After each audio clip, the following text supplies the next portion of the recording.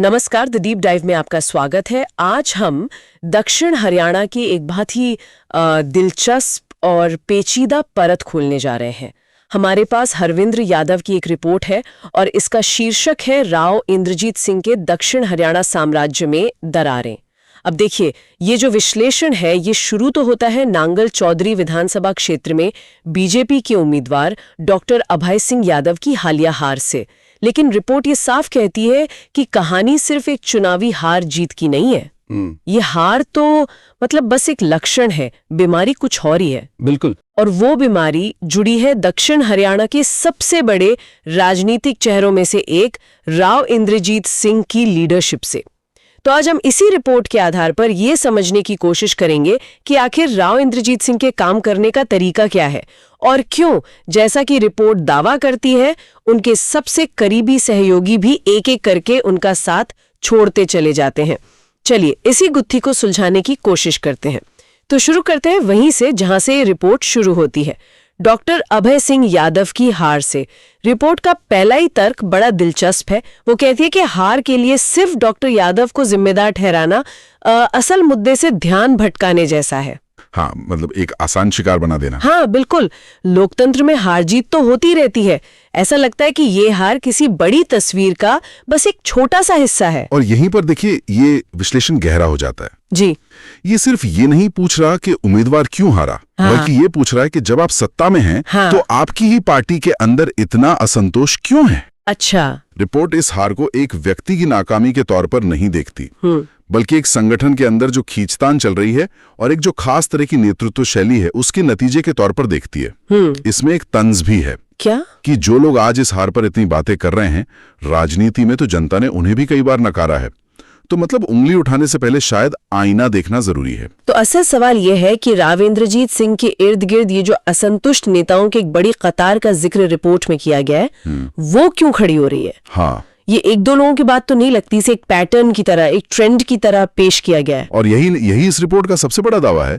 देखिए, अगर ये सिर्फ एक नेता की व्यक्तिगत महत्वाकांक्षा या नाकामी का मामला होता तो शायद बात आई गई हो जाती। बिल्कुल। लेकिन जब आप एक पैटर्न देखते हैं तो सवाल व्यक्ति से उठकर सिस्टम पर चला जाता है। ये रिपोर्ट हमें मजबूर करती है कि हम सिर्फ नतीजे को ना देखें, बल्कि उन वजहों और उन रिश्तों को समझें जिनकी वजह से ये नतीजा आया। एक तरह का पॉलिटिकल पोस्टमार्टम। हाँ, कह सकते हैं, एक तरह का पॉलिटिकल पोस्टमार्टम ही है। और इसी पोस्टमार्टम में जो सबसे अहम हिस्सा है वो है राव इंद्रजीत सिंह की 50 साल की राजनीतिक विरासत का। रिपोर्ट उन्हें एक बेहद अनुभवी नेता के तौर पर तो देखती है, लेकिन साथ ही एक बहुत तीखा सवाल भी खड़ा करती है। वो पूछती है कि इस 50 साल के सफर में ऐसा क्या हुआ कि उनके साथ काम करने वाले लोग ही उनसे किनारा करने लगते हैं। विरासत का मतलब सिर्फ लंबा कार्यकाल तो नहीं हो सकता। ये एक बहुत ही चुभने वाला सवाल है और अपनी बात को साबित करने के लिए रिपोर्ट सिर्फ हवा में बातें नहीं करती, वो उदाहरण देती है। हाँ, कुछ नाम लिए गए हैं। बिल्कुल। अटेली से सीताराम यादव, महेंद्रगढ़ से कंवर सिंह यादव और अब नांगल चौधरी से डॉक्टर अभय सिंह यादव। रिपोर्ट एक कहानी बुनती है कि कैसे ये नेता पहले राव इंद्रजीत के खेमे में आते हैं, शायद उनके नाम और प्रभाव को देखकर, लेकिन फिर धीरे धीरे हालात ऐसे बनते हैं कि उन्हें अलग रास्ता चुनना पड़ता है। अच्छा, तो ये कोई संयोग नहीं है। ये अटेली, महेंद्रगढ़, नांगल चौधरी, मतलब अलग अलग विधानसभाओं में एक ही कहानी दोहराई जा रही है जी। तो इसका मतलब ये हुआ कि समस्या किसी एक नेता के साथ नहीं है, बल्कि उस धुरी के साथ है जिसके चारों तरफ ये सब घूम रहा है। बिल्कुल, रिपोर्ट का इशारा इसी तरफ है। वो कहती कि जब एक ही पैटर्न बार बार दोहराया जाए तो आपको उस पैटर्न के केंद्र को देखना चाहिए। ये व्यक्तिगत मतभेदों से कहीं आगे बढ़कर सीधे सीधे नेतृत्व की शैली पर, स्टाइल ऑफ लीडरशिप पर सवाल है। रिपोर्ट एक और सवाल उठाती है। क्या? कि अगर क्षेत्र में इतना ही विकास हुआ है और सबको साथ लेकर चला गया है, तो फिर ये सहयोगी नेता विरोधी बनकर क्यों खड़े हो जाते? अच्छा। क्या विकास का फायदा उन तक या उनके समर्थकों तक नहीं पहुंचता? ये सवाल प्रदर्शन और नेतृत्व के समावेशी होने के दावे पर सीधा हमला है। और यहीं पर एक और परत खुलती है जो पार्टी की अंदरूनी राजनीति से जुड़ी है।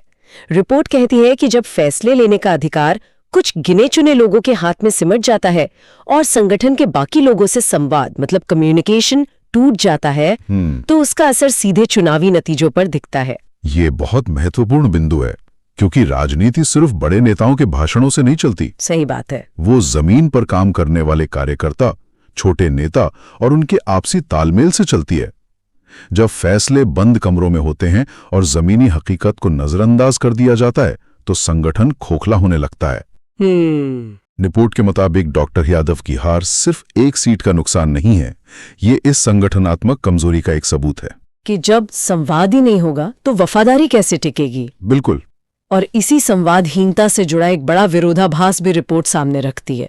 वो कहती है कि जिन नेताओं की जीत का सेहरा अक्सर राव इंद्रजीत सिंह के सिर बांधा जाता है, वही नेता बाद में उनसे दूर क्यों हो जाते हैं। और इससे भी ज्यादा चौंकाने वाली बात, नांगल चौधरी से जो कांग्रेस की विधायक जीती हैं मंजू चौधरी, उनका राव इंद्रजीत के प्रति खुला समर्थन दिखाना, ये तो पूरी कहानी को ही पलट देता है। मतलब अपनी पार्टी का उम्मीदवार हार जाए और विरोधी पार्टी की विजेता आपके गुणगान करे, ये कैसा समीकरण है। हाँ, ये विरोधाभास ही पूरी कहानी का सार है।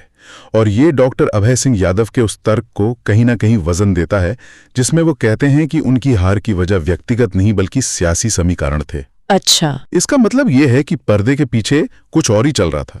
ये इस सवाल को जन्म देता है कि इस इलाके में असली वफादारी किसके प्रति है, पार्टी के प्रति, विचारधारा के प्रति या फिर व्यक्तिगत समीकरणों के प्रति। जब विरोधी खेमे का जीता हुआ उम्मीदवार आपके साथ खड़ा दिखे और आपके अपने लोग आपसे दूर हो जाएं, तो ये सत्ता के अंदर की गहरी दरारों को दिखाता है। तो इसका मतलब ये हुआ कि यहाँ राजनीति सिर्फ बीजेपी बनाम कांग्रेस नहीं चल रही है। नहीं, व्यक्तिगत रिश्ते और निष्ठाएं पार्टी लाइन से ज्यादा महत्वपूर्ण हो गई हैं। लगता तो यही है। क्या ये इस बात का संकेत है, जैसा कि रिपोर्ट इशारा कर रही है, कि एक व्यक्ति का प्रभाव संगठन से भी बड़ा हो गया है? आप इसे ऐसे भी देख सकती हैं, या फिर आप इसे संगठन की विफलता के तौर पर भी देख सकती हैं कि वो अपने नेताओं को एक अनुशासन में नहीं रख पा रहा है। अच्छा। जब फैसले लेने की प्रक्रिया केंद्रीकृत हो जाती है तो स्थानीय नेता और कार्यकर्ता खुद को अलग थलग महसूस करने लगते हैं। उन्हें लगता है कि उनकी राय की कोई कीमत नहीं है, और शायद यही वो पल होता है जब वो पार्टी लाइन से हटकर व्यक्तिगत समीकरणों को तरजीह देने लगते हैं।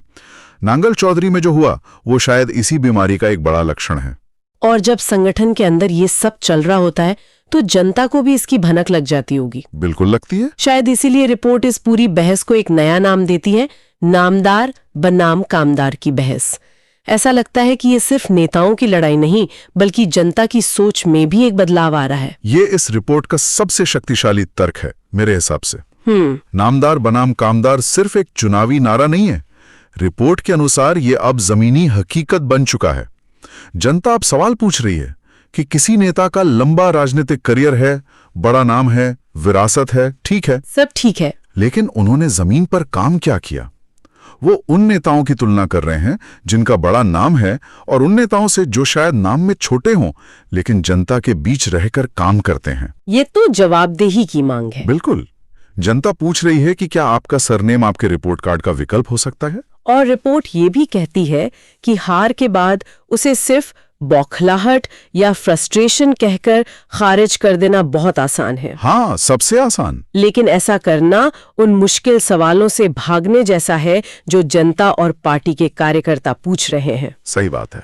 सवाल प्रदर्शन का है, संगठन के अंदर सम्मान का है और इस बात का है कि क्या लीडरशिप सच में अपने लोगों को महत्व देती है या नहीं। बिल्कुल। किसी हार को बौखलाहट कहना एक तरह का वो डिफेंस मैकेनिज्म है। ये आत्मविश्लेषण से बचने का तरीका है। एक मजबूत लोकतंत्र में या एक मजबूत संगठन में हार को सीखने का एक मौका माना जाता है, न कि एक दूसरे पर कीचड़ उछालने का। हाँ, ये रिपोर्ट असल में इसी आत्मविश्लेषण की वकालत कर रही है। वो कह रही है कि जब तक आप इन बुनियादी सवालों का सामना नहीं करेंगे तब तक ये चक्र चलता रहेगा। अच्छा। हर चुनाव के बाद कोई हारेगा, फिर दोषारोपण का खेल शुरू होगा और असली समस्या वहीं की वहीं रहेगी। तो इन सब बातों का निचोड़ क्या निकलता है? रिपोर्ट हमें कहाँ लाकर छोड़ती है? ऐसा लगता है कि हार जीत तो आती जाती रहेगी, लेकिन एक सवाल जस का तस बना हुआ है। और वो सवाल ये है कि जो लोग राव इंद्रजीत सिंह के साथ राजनीति की सीढ़ियां चढ़ते हैं वो आखिर में उनके विरोधी क्यों बन जाते हैं? हाँ, और रिपोर्ट हमें इसी एक शक्तिशाली विचार के साथ छोड़ जाती है। वो कहती है कि जब तक लीडरशिप, सबको साथ लेकर चलने की क्षमता, जिसे इंक्लूसिविटी कहते हैं, और प्रदर्शन से जुड़े इस बुनियादी सवाल का ईमानदारी से जवाब नहीं ढूंढा जाता, तब तक ये आरोपों और सफाइयों का खेल यूं ही चलता रहेगा। एक अंधीन चक्र बन जाएगा। हाँ, एक अंधीन चक्र जिसमें असल मुद्दों पर कभी बात ही नहीं होगी। और ये हमारे सुनने वालों के लिए भी एक बड़ा सवाल छोड़ जाता है। रिपोर्ट की एक लाइन है, लोकतंत्र में फैसला नाम से नहीं, काम और नीयत से होता है। बहुत बड़ी बात है ये सिर्फ दक्षिण हरियाणा की बात नहीं है, ये हर जगह के लिए एक सवाल है कि हम यानी मतदाता किसी नेता की विरासत और उसके बड़े नाम को उसके असल काम और उसकी नेतृत्व शैली के साथ कैसे तौलते हैं।